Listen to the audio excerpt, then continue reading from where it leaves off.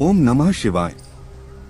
हमने देखा कि कैसे शिव जी ने ब्रह्मा जी और विष्णु जी को शिक्षा दी कि वो सृष्टि उत्पन्न और पालन कर पाए। आज हम शिव पुराण के अनुसार ही देखेंगे कि कैसे शिव जी की आज्ञा से ब्रह्मा जी ने सभी जीव और सृष्टि उत्पन्न की। जब भगवान सदाशिव और उनकी शक्ति प्रकृति ने इच्छा की तो उनकी इच्छा द्वारा सर्वप्रथम बुद्धि की उत्पत्ति हुई। उस महतत्व से अहंकार और अहंकार से सतोगुण, तमोगुण तथा रजोगुण उत्पन्न हुए। इन तीनों गुणों द्वारा आकाश और पृथ्वी उत्पत्ति हुई। इसी प्रकार क्रमानुसार देवता, मनुष्य आदि योनियों की उत्पत्ति हुई। फिर ब्रह्मा जी ने भगवान शिव के चरणों का ध्यान धरकर सनक, सनंदन, सनातन, संत कुमार एवं ऋभु इन 5 मनुष्यों को उत्पन्न किया। ये सब भगवान सदाशिव का ध्यान धरने के अतिरिक्त और कुछ नहीं जानते थे। उन्होंने ब्रह्मा जी से कहा कि हम सृष्टि उत्पन्न करने का कार्य नहीं करेंगे। तब ब्रह्मा जी को बहुत क्रोध आया, पर विष्णु जी के समझाने से वो शांत हुए और बहुत समय तक तपस्या करते रहे। परंतु उस तपस्या का जब कोई फल नहीं निकला तो उन्हें अपने मन में बहुत आश्चर्य हुआ। उस समय भगवान शिव की माया से वे ऐसे भयभीत हुए कि उनके नेत्रों से आंसू की बूंदें टपकने लगी। उस समय भगवान शिव ने दयालु होकर उन्हें सद्बुद्धि प्रदान की और उनके हृदय में इच्छा उत्पन्न हुई कि भगवान शिव ही यदि मेरे पुत्र उत्पन्न होकर जन्म ले तो संपूर्ण कार्य स्वयं ही सिद्ध हो जाएंगे। इस बात को मन में रखकर वे फिर बहुत समय तक योग समाधि में लीन हो गए। उनकी इस तपस्या से भगवान शिव अत्यंत प्रसन्न हुए और सृष्टि की वृद्धि करने के लिए ब्रह्मा जी की भौं के निचले भाग से अवतार ग्रहण किया। उन्होंने अपने उस अवतारी शरीर में वे चिन्ह प्रकट कर दिए जिसे ब्रह्मा जी और विष्णु जी ने उनके दर्शन प्राप्त करते समय देखे थे। इस प्रकार उन्होंने ब्रह्मा जी की सहायता करने हेतु अवतार ग्रहण किया। भगवान शिव इस रूप में प्रकट होकर ब्रह्मा जी से बोले, हे ब्रह्मा, यदि आप हमें आज्ञा दे तो हम वेदानुकूल कार्य करें। ब्रह्मा जी ऐसा सुपुत्र पाकर फूले नहीं समा रहे थे। ब्रह्मा जी ने कहा, जब तुम जैसे मेरे पुत्र उत्पन्न हुए हैं तो मेरे संपूर्ण मनोरथ निश्चय ही पूर्ण हो जाएंगे। मैं वेद के अनुसार तुम्हारे जो 11 नाम हैं उन्हें बताता हूँ। मन्युनु, महर्निश, महान, शिव, कृतुध्वज, उग्रेता, भव, काल, वामदेव तथा धृतव्रत। तुम्हारी 11 रुद्रानियों के नाम इस प्रकार होंगे: धी, वृत्ति, उष्णा, उमा, निर्यत्सर, इला, अंबिका, इरावती, सुधा, दीक्षा तथा रुद्रानी। इसके अतिरिक्त रुद्र, महेश्वर, हर तथा जगदीश आदि तुम्हारे अनेक नाम और भी होंगे। पृथ्वी, जल, आकाश, अग्नि और वायु ये 5 तत्व तथा सूर्य, चंद्रमा, जीव और हृदय ये योगस्थान तुम्हारे निवास स्थान होंगे। तुम अपनी पत्नियों को यही अपने साथ रखो और संतान की उत्पत्ति करो जिससे सृष्टि की उत्पत्ति हो। उनकी यह बात सुनकर उन सगुण स्वरूप शिव जी ने भूत, प्रेत, पिशाच आदि सहस्त्रों प्रकार के भयानक जीव उत्पन्न किए, जिन्हें देखकर ब्रह्मा जी को अत्यंत आश्चर्य हुआ। तब उन्होंने भयभीत होकर कहा, तुम इस संतान को इसी समय नष्ट कर दो तथा श्रेष्ठ पुत्र उत्पन्न करो। यह सुनकर शिव जी ने उत्तर दिया, हे ब्रह्मा, जिन जीवों को बार बार जन्म लेना और मरना पड़े उन्हें हम उत्पन्न नहीं करेंगे, उन्हें तो आप ही उत्पन्न कीजिए, आप हमें भूलिएगा नहीं। यह कहकर शिवजी ने अपनी माया को ब्रह्मा जी के ऊपर से हटा लिया। उस समय ब्रह्मा जी ने चैतन्य होकर अपना मस्तक दंडवत करने हेतु उनके चरणों में झुका दिया। यह देखकर शिव जी ने उन्हें ऊपर उठाते हुए उनके मस्तक पर अपना हाथ फेरा। उस समय सनकादिक भी आकर शिवजी के चरणों में गिर पड़े और उन्हें दंडवत करते हुए स्तुति करने लगे। भगवान सदाशिव ने दयालु होकर उन्हें उत्तम बुद्धि प्रदान की। तदुपरांत शिवजी ब्रह्मा जी के ललाट के मार्ग से गुप्त होकर अपने लोक चले गए। शिवजी की आज्ञा पाकर ब्रह्मा जी ने सर्वप्रथम पृथ्वी, आकाश आदि पंचतत्व, पर्वत, मूल एवं कला आदि उत्पन्न किया।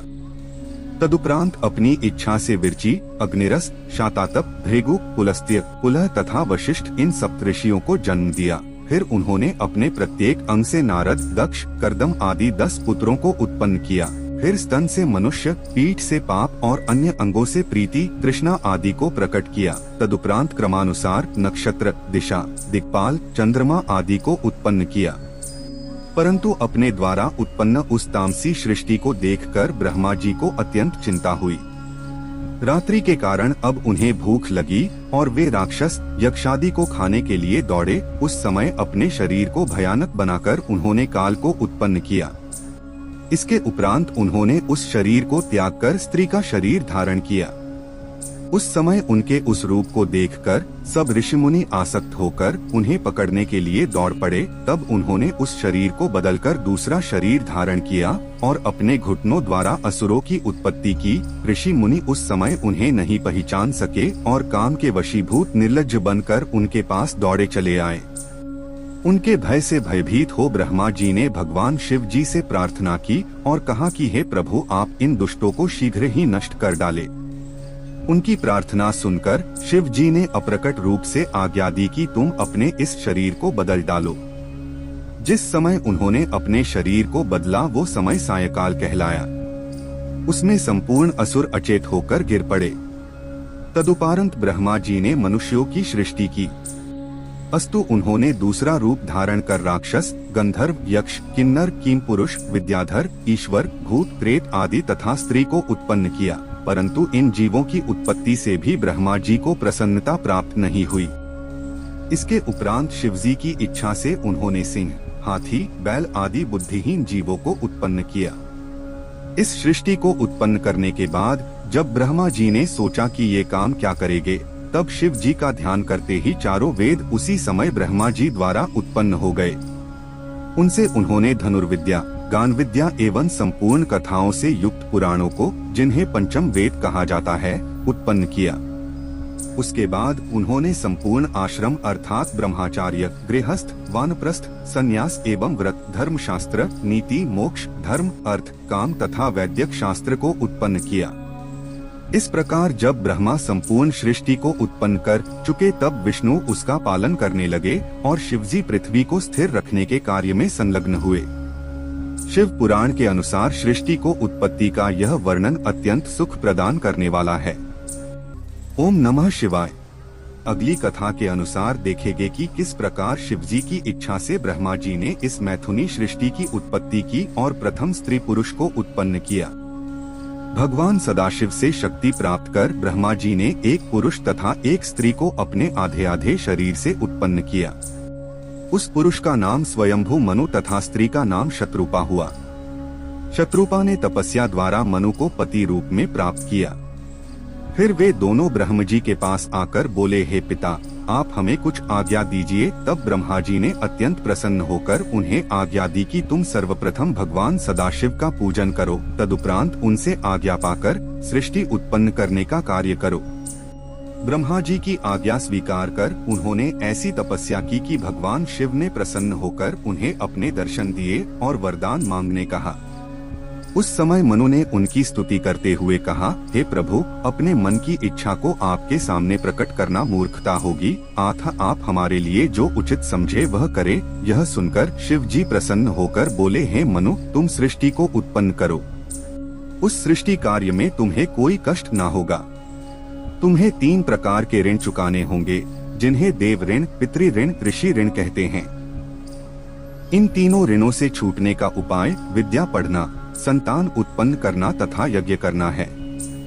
इतना कहकर भगवान सदाशिव अंतर्धान हो गए। भगवान सदाशिव से इस प्रकार वरदान पाकर वे दोनों ब्रह्मा जी के पास आए और उन्हें सब वृतांत कह सुनाया। उसे सुनकर ब्रह्म जी ने भी उनसे कहा, तुम दोनों संतान की उत्पत्ति करो। ब्रह्मा जी की आज्ञा पाकर वे दोनों सृष्टि उत्पन्न करने लगे। सर्वप्रथम उन्होंने 2 पुत्र तथा 3 पुत्रियों को उत्पन्न किया। उनमें से एक पुत्र प्रियव्रत नाम से प्रसिद्ध हुआ। उसने गृहस्थ आश्रम में प्रवेश कर श्रेष्ठ धर्म का पालन किया। उसकी संतान भी अत्यंत शीलवान हुई।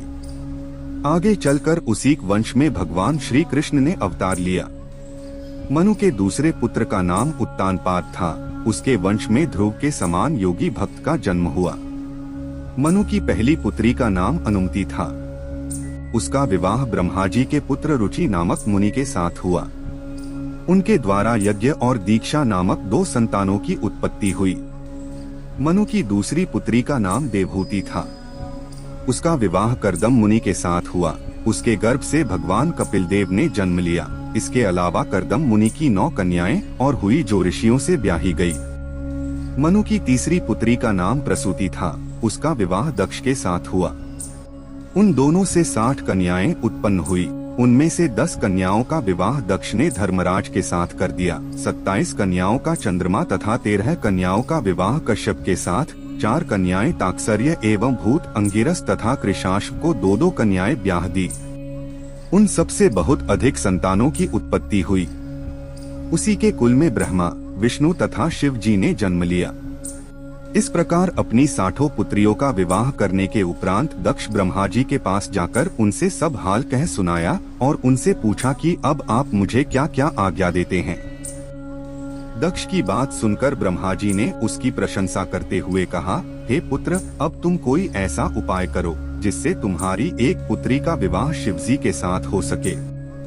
ऐसा करने से तुम्हारा जीवन सफल हो जाएगा। ब्रह्मा जी की आज्ञा सुनकर दक्ष कठिन तपस्या करने चला गया। उस तपस्या के प्रभाव से आदिशक्ति जगदम्बा ने दक्ष के घर अवतार ग्रहण किया। ओम नमः शिवाय।